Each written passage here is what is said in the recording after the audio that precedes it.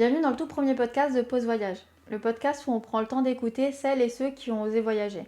Ici, pas de recettes toutes faites, que des histoires vraies avec évidemment des doutes, des galères, mais on l'espère de l'inspiration. Moi c'est Manon, je suis la fondatrice de Travel Ready Kids, TRK, un projet qui est né de ma passion de voyager et aussi de mon envie d'aider celles et ceux qui veulent voyager. Aujourd'hui, j'ai la chance de commencer ce premier podcast avec ma sœur, Elodie, et on va parler d'un sujet qui soit vous a concerné dans le passé, vous concernera dans le futur ou vous concerne actuellement, voyager avec un bébé. Je te laisse te présenter. Bonjour à toutes et à tous, je m'appelle Elodie, j'ai 33 ans et j'ai une petite fille qui s'appelle Sophia de 2 ans. Et du coup, tu as déjà voyagé avec elle. Oui, du coup, elle a déjà fait 4 voyages pendant ces 2 années, 3 en avion et une en voiture. On est parti à Majorque 2 fois, dans 2 endroits différents de l'île, en Angleterre et dans le sud de la France. Et la première fois qu'elle a voyagé, Elle avait 11 mois pour son premier voyage. Merci donc du coup de m'accorder ce temps et d'accorder ce temps à tous ceux qui peuvent l'écouter et qui peuvent s'inspirer de ce que tu vas nous raconter. On va parler de la phase avant le départ, toute la phase d'organisation. On va parler aussi de la phase une fois que tu es sur place, comment ça se passe. Et une fois que tu rentres, ce que tu as gagné un peu de ces voyages. Donc dans un premier temps, c'est quoi qui t'a fait le plus peur avant de partir, honnêtement? De savoir comment allait réagir mon bébé face au changement. Que ce soit l'avion, j'avais peur dans l'avion qu'elle pleure ou qu'elle dérange les autres passagers. J'avais peur de savoir si elle allait s'acclimater là-bas au changement. J'avais peur pour son rythme. Mhm. J'avais peur d'oublier des affaires. Ça, c'était une grosse crainte. J'avais peur d'oublier des affaires et voilà quoi. Et toutes ces craintes-là, elles t'ont fait hésiter à Non, partir? non, pas une seule fois. Non, jamais. Je voulais absolument partir avec mon bébé. Ouais. Non, non. Et tu as eu des conseils de ton entourage, ta famille, tes amis sur le fait de voyager avec un bébé? Est-ce qu'ils t'ont motivé ou au contraire, ils t'ont donné un peu de crainte quand même sur le fait de voyager avec un bébé? Alors non, tout le monde avait un point de vue positif sur le fait de voyager avec un bébé. J'ai eu que des bons retours. Dans ma famille, tout le monde a voyagé avec des bébés. Nous, on a voyagé quand on était toute petite. Donc sur ça, ils m'ont vraiment rassurée dans mon choix. Dans ton choix? Mm. Donc t'as été bien entourée comme ça t'a Très ça bien. t'a rassuré quand même. Oui, oui, clairement, Ouais. oui. Et avant le premier voyage, donc t'as commencé, donc tu t'es dit ça y est, je veux partir avec la petite, c'est le moment. C'est quoi la première question que tu t'es posée? Est-ce que je vais gérer? Ouais. Est-ce que je vais gérer tous les changements par rapport à la... En fait, c'est tout concentré sur son bébé, quoi. Je me suis dit, est-ce que je vais être à la hauteur et est-ce que je vais gérer un voyage avec un bébé? Tu t'es mis une pression quand même. Ouais, clairement, oui. Ouais. Et pour le choix des destinations la première fois ou les fois d'après, hein, est-ce qu'il y a des critères que tu as pris en compte comme, je sais pas, le temps de vol, la météo, le confort? Est-ce que c'est des critères que tu as pris en compte? Oui, oui, c'est des critères que je prends vraiment en compte. Déjà, je voulais absolument qu'elle fasse pas beaucoup d'heures de vol pour un premier voyage. J'avais peur, je me suis dit pour une première et tout, je préfère voir comment ça se passe. Le climat, je voulais pas qu'il fasse trop chaud, surtout pour un bébé en dessous d'un an. Mhm. J'avais vraiment peur. Donc, je voulais partir dans une destination où il fait pas plus de 30 degrés, quoi. Et, euh, je voulais, pour un premier voyage, moi, je voulais rester en Europe. Parce que avec un enfant, moi, d'un an, c'est un avis personnel, mais je voulais vraiment qu'il y ait autour de moi les mêmes choses qu'en France, en fait. J'avais peur, je voulais des pharmacies où il y avait les mêmes marques que chez nous. Le lait, je voulais qu'il y ait des mêmes marques qu'en France, etc. J'appréhendais énormément ces choses. Et tu vois, quand je t'ai posé la question, tu as dit ouais, c'est des critères que je prends en compte. C'est-à-dire qu'encore actuellement, ces critères-là, tu les prends en compte ou alors là, tu pourrais. Maintenant que j'ai fait son quatrième voyage et qu'elle a passé 2 ans, c'est une petite fille pour moi, donc maintenant je pense que j'ai des critères différents Ouais. pour mes prochains voyages. Quand t'as fait la valise de la petite, t'as mis quoi dedans? Enfin, on va dire ton top 3 peut-être pas tout, mais. Alors déjà, il faut savoir que en partant du Luxembourg, vous avez le droit à 23 kilos par personne, dont 23 kilos pour le bébé. Et j'étais super contente de savoir que j'allais pouvoir emporter 23 kilos pour mon enfant. Mon entourage m'a dit mais non, tu mettras jamais 23 kilos. Et bien figurez-vous que si. T'as réussi. Oui. Entre le lait, les couches, les compotes, les yaourts, alors que je vous ai précisé que je voulais partir dans un endroit où il y avait tout ça, mais j'ai quand même tout pris avec. On arrive vite à 23 kilos. Trousse de secours, trousse de toilette, ses habits.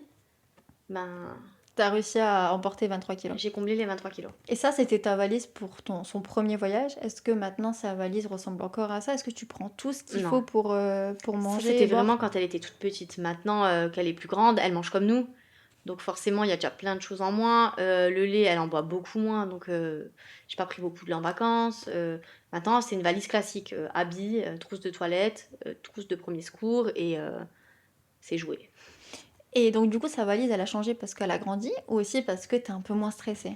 Les deux. Les deux. Les deux. Elle a grandi, donc forcément, il n'y a plus les mêmes choses. Et moi, je suis beaucoup moins stressée du fait d'avoir fait plusieurs voyages. Et donc, du coup, l'un ne va pas sans l'autre. Et tu parlais que tu étais stressée. Est-ce que en règle générale, tu étais déjà stressée pour tes voyages avant la petite? Et est-ce que du coup, ma question, c'est est-ce que tu prenais des assurances pour tes voyages avant? Et maintenant que tu as la petite, est-ce que tu en prends? Est-ce que ça a changé ta vision des choses ou pas sur l'assurance voyage? Alors, on m'a toujours proposé des assurances pour partir en vacances. On m'a proposé aussi des assurances les mêmes pour partir avec la petite. J'ai jamais pris d'assurance. Ouais, Avant et ni maintenant. Donc, ça n'a non, pas sur changé. ça, ouais, non, sur ça n'a pas changé du tout. De toute façon, il faut toujours faire attention avec nos cartes bancaires, enfin, si on réserve avec carte bancaire. Il y a des fois des assurances qui sont comprises dedans, donc toujours bien s'assurer ce que prend en charge Notre notre assurance carte. carte bancaire. Exactement, pour Ok. éviter de payer en double Oui, bien sûr. une assurance avec ta carte finalement et une assurance avec le voyage ou l'organisateur. T'as dit que t'étais partie à Londres, du coup t'as dû faire un passeport pour la petite. Est-ce que le passeport tu l'as fait avant de partir ou alors tu l'avais fait dès le départ et si oui, ben, c'était pour quelle raison t'as décidé de le faire plus tôt? Alors, quand on a un bébé, on nous dit rapidement qu'il faut lui faire ses papiers d'identité. Ouais. Donc, je me suis dit, tant qu'à faire, autant lui faire son passeport tout de suite, comme ça c'est fait. Si on décide de partir quelque part sur un coup de tête et qu'on a besoin du passeport, au moins c'est fait et il n'y a pas de souci, quoi.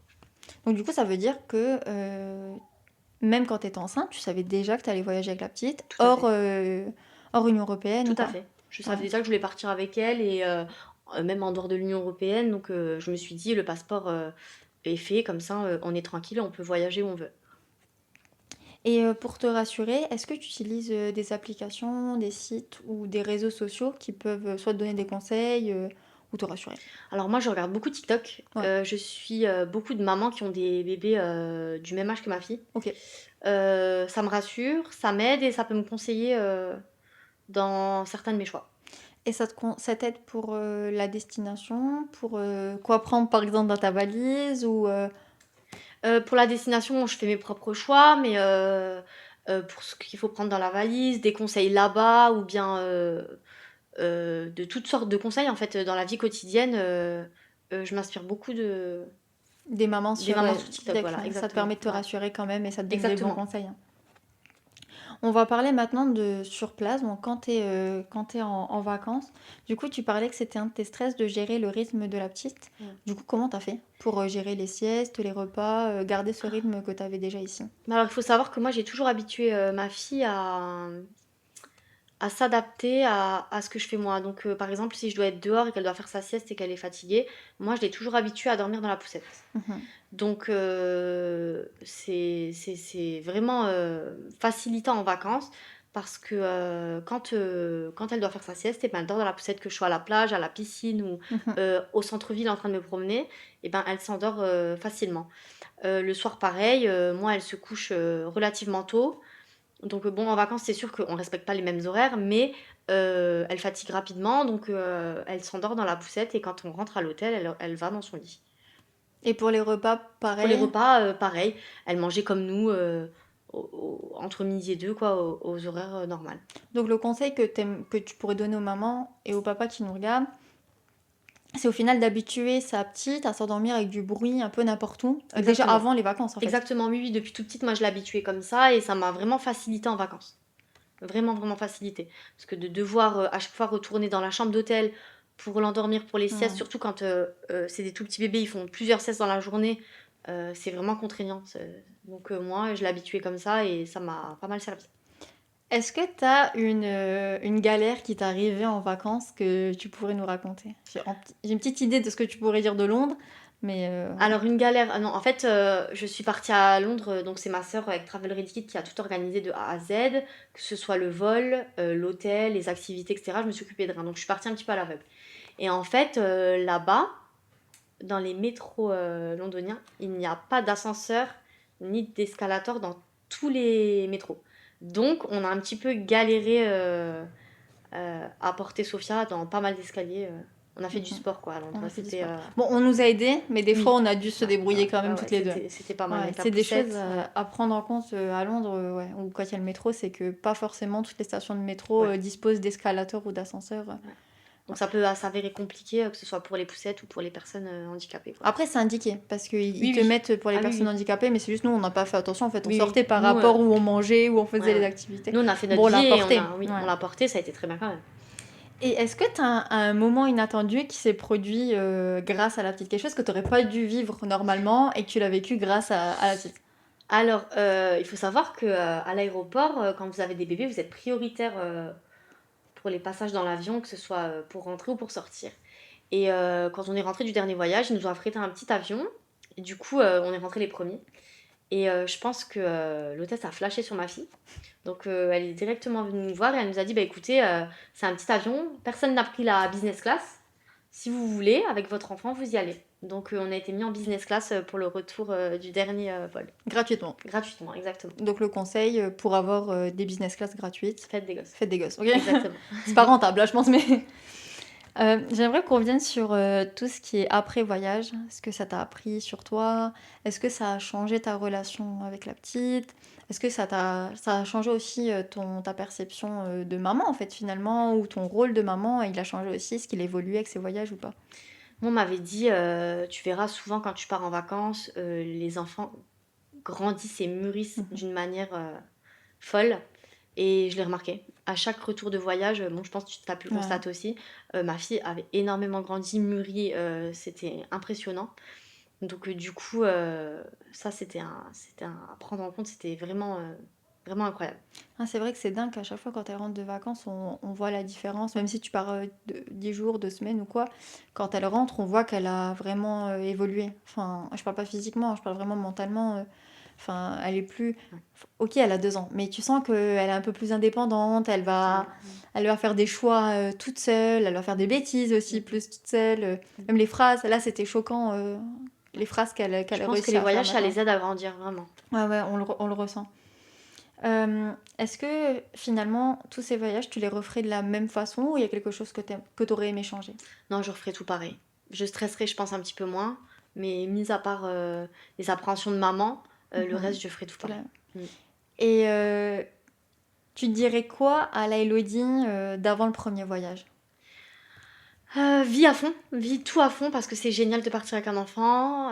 Essaye d'enlever ton stress, même si c'est compliqué. Mhm. Et, euh, et ne change rien, vis tout à fond. C'est génial et tu regretteras rien du tout. Et pour gérer ce stress, tu pourrais conseiller quoi aux papa et maman, aux futurs papa et maman qui nous regardent?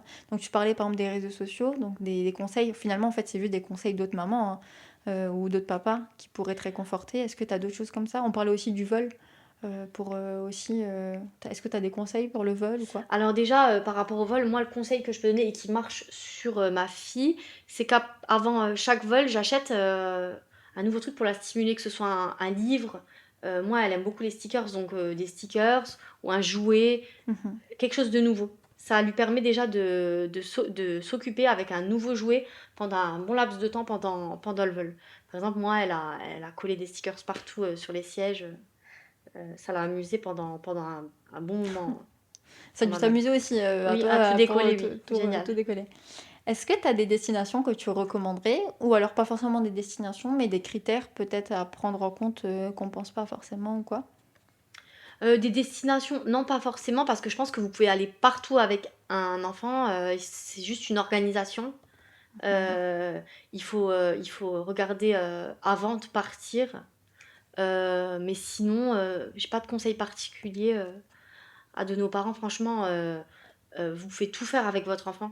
Certes, il y a des activités que vous pouvez plus forcément faire parce que vous avez un bébé. Mais dans la plupart des choses, vous pouvez tout faire, quoi. Au final, un bébé n'est pas forcément un Non. inconvénient pour voyager, hein. Moi, je ne pense pas. Tu peux voyager avec ton bébé, il faut juste s'organiser différemment. Exactement. Bah, merci beaucoup Elodie pour ce témoignage. Je pense Merci à qu'il a toi. été inspirant pour beaucoup de personnes, avec ou sans enfants, hein. Dans tous les cas, c'est très intéressant J'espère avoir pu vous aider. Merci d'avoir pris cette pause voyage avec nous. Si cet épisode vous a plu, n'hésitez pas à vous abonner, à le partager et à en parler autour de vous. Vous pouvez également me suivre sur mes réseaux sociaux, Travel Ready Kit, sur TikTok et Instagram. Et puis à très vite. À bientôt.